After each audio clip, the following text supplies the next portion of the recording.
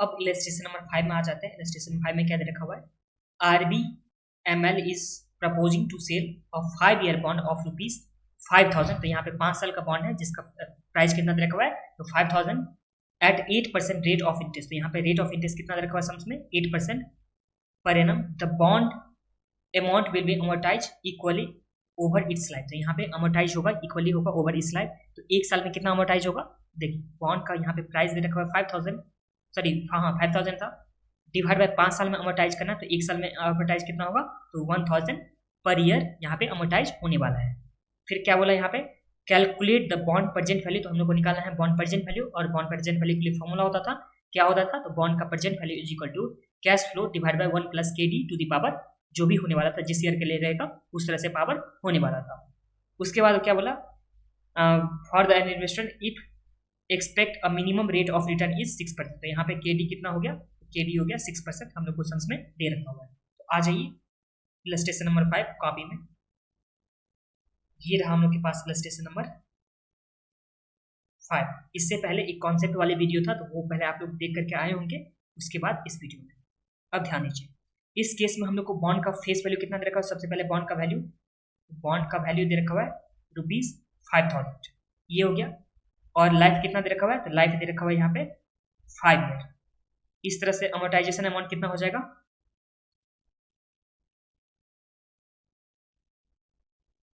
टाइजेशन per year कितना आ जाएगा, तो ये हम लोग का आ जाएगा 5,000 डिवाइड बाय 5। यहाँ तक तो आप लोग को समझ में कोई प्रॉब्लम नहीं है। देखिए बॉन्ड का फेस वैल्यू 5,000 दे रखा हुआ है, और यहाँ पे 5 साल में जाकर के क्या होगा, ये अमोर्टाइज होगा। तो इस तरह से यहाँ पे देखा जाए, क्या देखा जाए कि इसमें पर ईयर कितना अमोर्टाइज होगा, तो 5,000 डिवाइड में तो 5 करना होगा, तो ये हम लोग का कितना अमाउंट आ जाता है, तो ये हम लोग का आ जाता है 1,000 पर ईयर। यहाँ तो कुछ समझने में प्रॉब्लम नहीं है आप लोग को। अब ध्यान दीजिए, ये तो हम लोग का हो गया 1,000 पर ईयर। अब इस केस में और क्या दे रखा हुआ था हम लोग को सम्स में, तो इस केस में दे रखा हुआ था हम लोग का इंटरेस्ट रेट 8% है, तो यहाँ लिखते हैं हम लोग इंटरेस्ट रेट दे रखा हुआ है 8%। एंड उसके बाद कॉस्ट ऑफ डेट कितना दे रखा हुआ था, कॉस्ट ऑफ डेट का हम लोग का दे रखा हुआ था, ये रहा इंटरेस्ट रेट 8%, यहाँ पे वैल्यू रहा, इसके बाद 5 ईयर रहा, और ये रहा हम लोग का KD। तो KD हम लोग का कितना दे रखा हुआ है इस केस में, तो KD दे रखा हुआ है 6%। यहाँ तक तो कुछ प्रॉब्लम नहीं है। देखिए सबसे पहले हम लोग को बॉन्ड दे रखा हुआ, उसका लाइफ दे रखा हुआ, तो हम लोग को उस तरह से अमोर्टाइज कितना करना है पर ईयर ये पता चल गया। उसके बाद इंटरेस्ट रेट दे रखा हुआ है, उसके बाद हम लोग को KD दे रखा हुआ है, और निकालना क्या है कि प्रेजेंट वैल्यू हम लोग को निकालना है बॉन्ड का। तो प्रेजेंट वैल्यू के लिए फॉर्मूला क्या होता था, तो हम लोग का बॉन्ड का प्रेजेंट वैल्यू के लिए फॉर्मूला होता है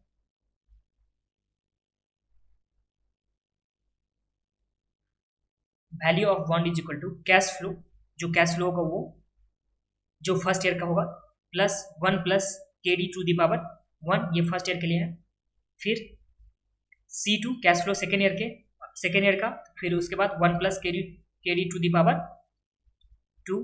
इस तरह से हम लोग को बॉन्ड कितने साल में जाकर के यहाँ पे अमोर्टाइज हो रहा है, तो 5 साल में जाकर के हो रहा है।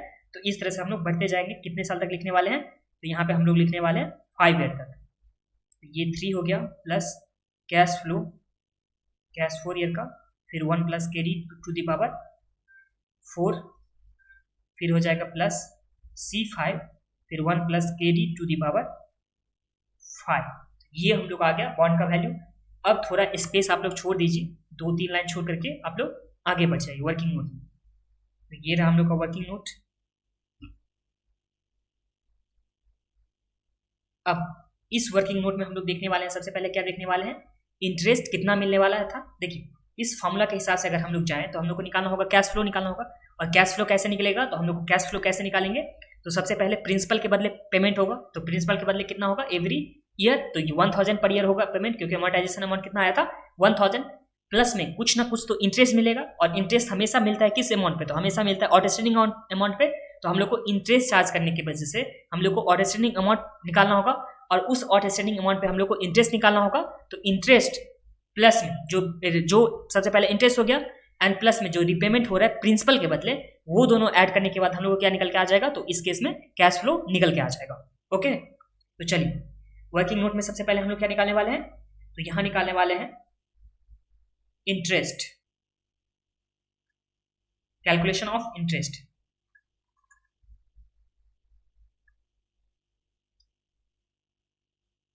Calculation of interest. अब ध्यान दीजिए, इंटरेस्ट हमेशा आउटस्टैंडिंग अमाउंट पे निकलता है। अब फर्स्ट ईयर के लिए, ईयर 1 के लिए 5000 होगा, क्या होगा 5000 होगा जो आउटस्टैंडिंग अमाउंट होगा, उस पे कितना परसेंट इंटरेस्ट मिला, तो यहाँ पे 8% इंटरेस्ट मिल रहा है, तो यहाँ पे 5000 का 8% ये कितना आ जाता है, तो ये हम लोग का आ गया 5000 इंटू 8%, तो ये आ गया हम लोग का 400। अब 400 तक तो आप लोग को कुछ प्रॉब्लम नहीं है। देखिए फर्स्ट ईयर में यहाँ पे अमोर्टाइज कुछ भी नहीं अमोर्टाइज हो रहा है, बट यहाँ पे फर्स्ट ईयर में आउटस्टैंडिंग अमाउंट कितना होगा, तो सिर्फ 5000 होगा, तो ये हम लोग का आ गया 5000।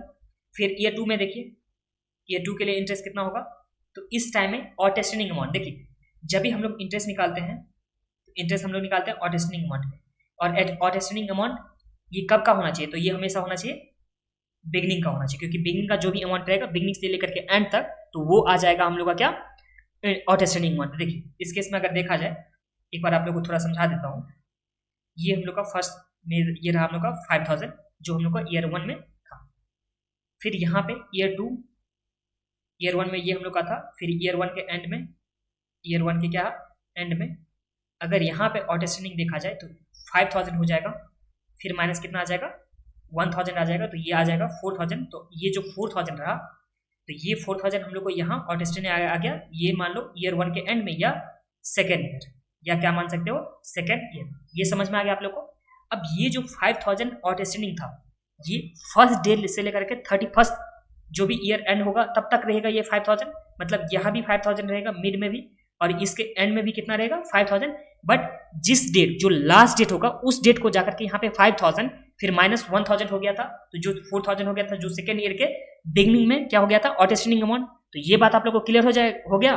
तो इसलिए यहाँ पे हम लोग इंटरेस्ट जो चार्ज कर रहे हैं वो चार्ज कर रहे हैं 5000 पे। एक बार आप लोग फिर से ये पॉइंट देख लो,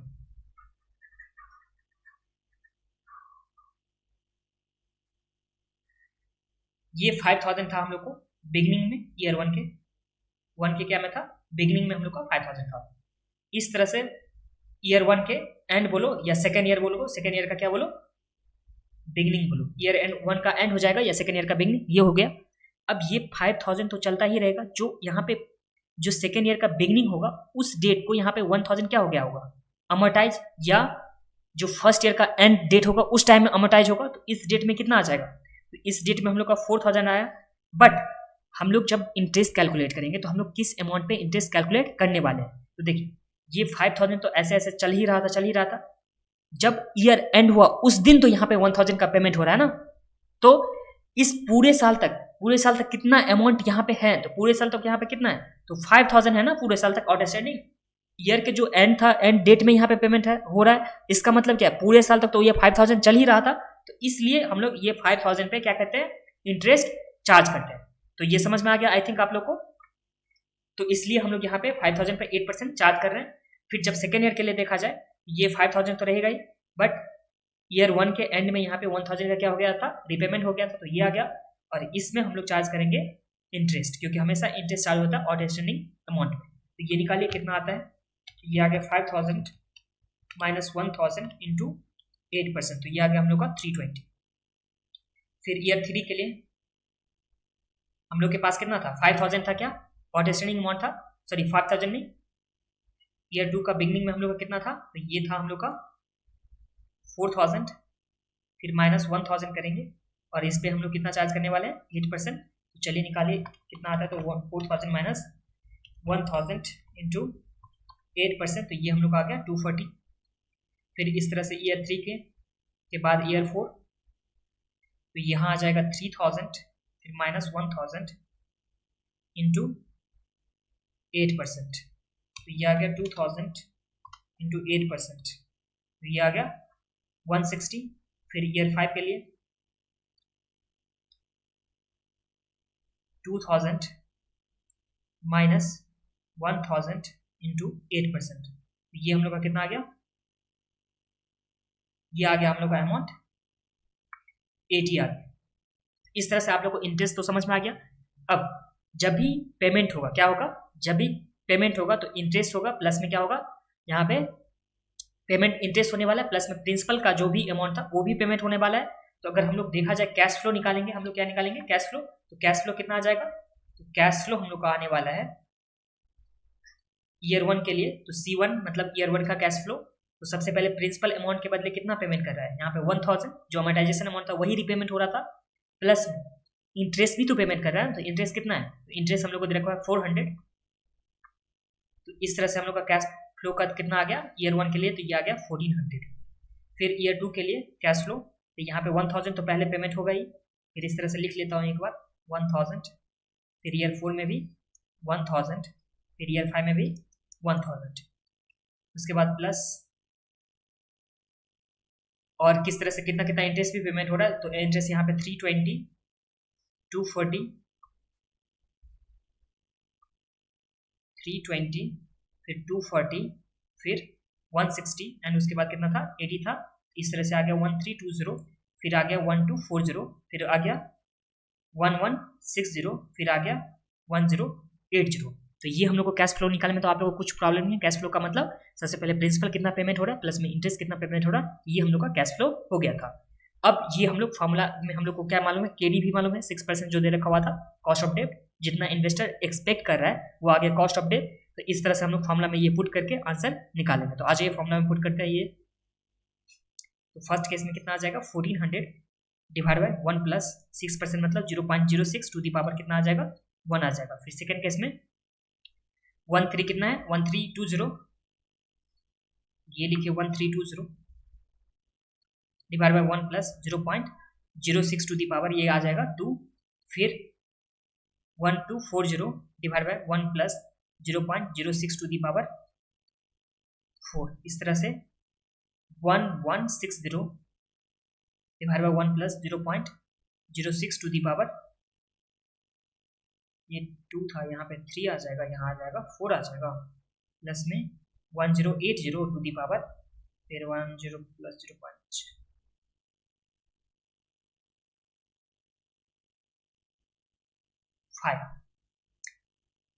अब एक बार के लिए इसे इरेज करता हूं और आप लोग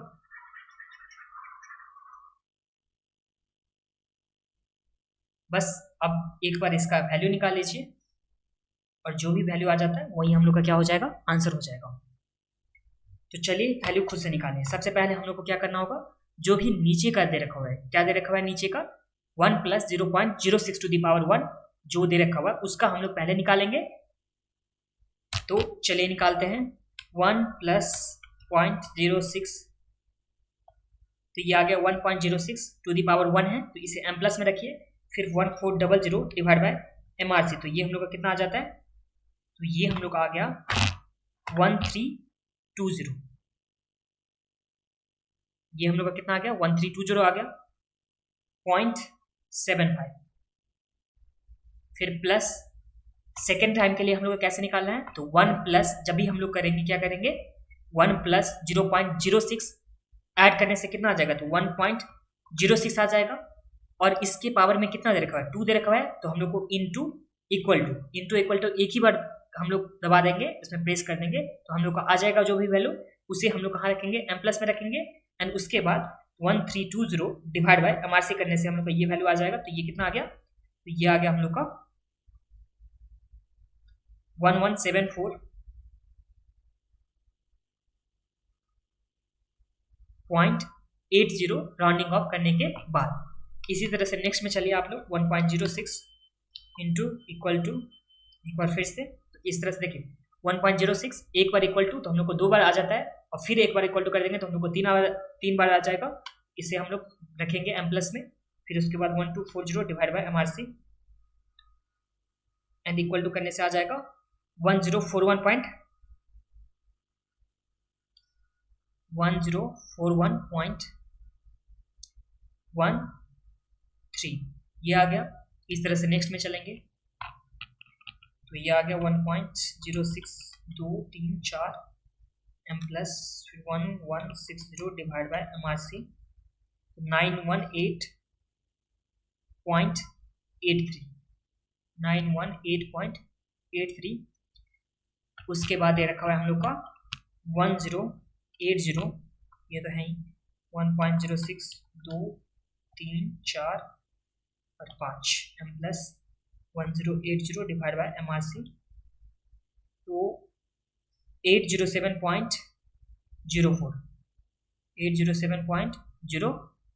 तो ये इस तरह से हम लोग को दे रखा हुआ है ये पांचों ही के केस में, ये first, second, third, fourth and fifth. और हाँ, अपना आंसर इंस्टीट्यूट के आंसर से थोड़ा बहुत मैच नहीं करेगा तो उसका वजह क्या होगा, तो सिर्फ और सिर्फ वजह होगा पॉइंट की वजह से होगा। तो उसमें घबराना नहीं है, थोड़ा बहुत के लिए वो राउंडिंग ऑफ की वजह से डिफरेंस होता है। ओके, अब बस इसे ऐड कीजिए और इसी के साथ हम लोग का ये सम्स कंप्लीट हो जाएगा। तो चलिए ऐड करते हैं, आप लोग खुद से कीजिए।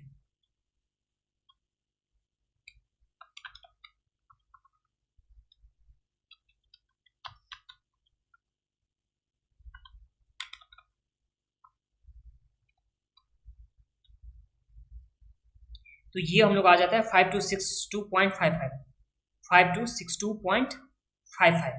तो इस तरह से हम लोग का वैल्यू ऑफ पॉइंट कितना आ गया, 5262.55। और इसी के साथ ये सम्स हम लोग का कंप्लीट होता है। फिर नेक्स्ट वीडियो में हम लोग देखने वाले हैं, नेक्स्ट जो भी है वो हम लोग नेक्स्ट वीडियो में देखने वाले हैं। तब तक के लिए बाय बाय, टेक केयर। और हाँ, बार बार आप लोग को रिविजन तो करना ही है। और हाँ, अभी तक कोर्स लाइक नहीं किया तो लाइक जा करके कर दीजिए। चलिए बाय।